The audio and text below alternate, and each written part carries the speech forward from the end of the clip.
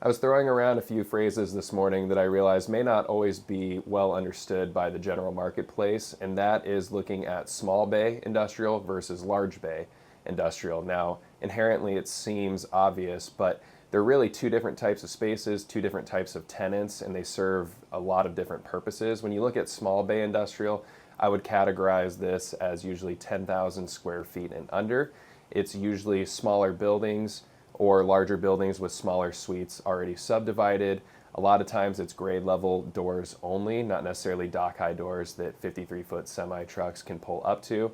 And this is usually because small bay industrial is usually built on smaller parcels of land that don't necessarily just accommodate dock high loading. A lot of the tenant mix for small bay industrial also doesn't necessarily require dock high loading. They're not getting deliveries from 53-foot trucks. Think small contractors, service groups in the area, maybe small machine shops or small fabrication going on, all things that aren't necessarily distribution focused. Now, switch gears to large bay industrial. This is your large distribution focused tenants, groups like Walmart, Amazon, Home Depot. I mean, any of these large names that you can think of, and a lot of smaller ones in between as well.